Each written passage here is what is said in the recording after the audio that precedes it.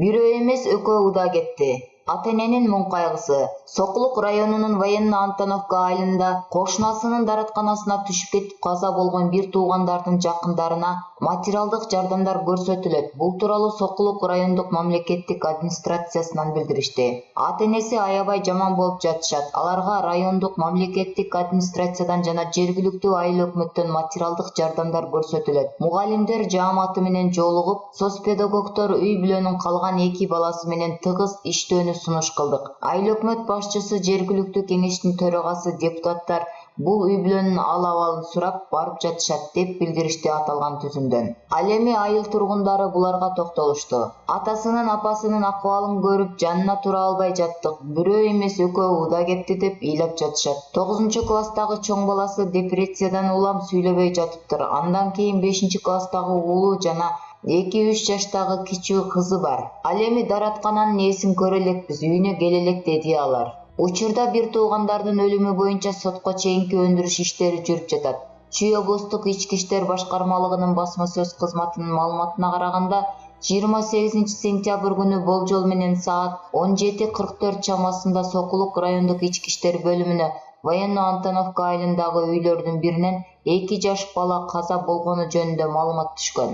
Окуя болгон жерге ыкчам тергөө тобу барган жана даратканага түшүп кеткен 7 жана 13 жаштагы балдардын жансыз денеси табылган.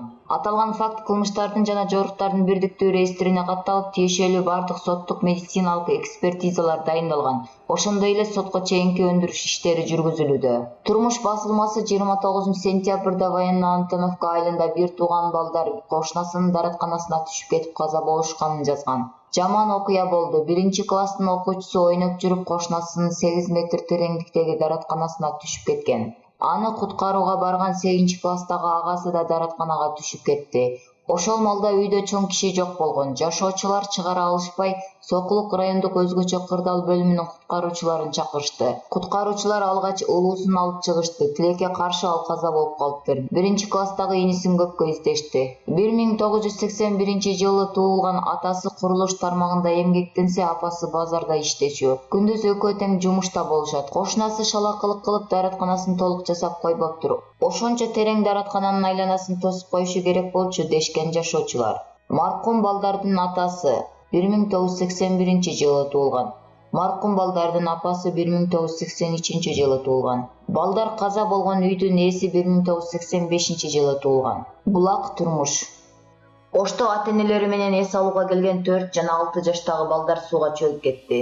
Ош облусунун Кара Суу районундагы Төлөкан айылындагы эс алуучу жайлардын биринде 4 жана 6 жаштагы балдар сууга чөгүп кетти. Бул тууралуу Ош облустук ички иштер бөлүмүнүн басма сөз кызматынан билдиришти. Маалыматка ылайык, окуя 28 сентябрь күнү саат 14:00 чамасында болгон. Сууга чөгүп кеткен 2 бала ата-энеси менен бирге эс алууга келишкен. Алар бассейндин жанында ойноп жатып сууга чөгүп кетишкен. Окуя болгон жерге тез жардам кызматы чакыртылган. Учурда териштирүү иштери жүрүүдө. Ал эми балдардын ата-энелери медициналык экспертизага берүүдөн баш тартышты, деп билдирет басма сөз кызматтан. Булак Супер KG.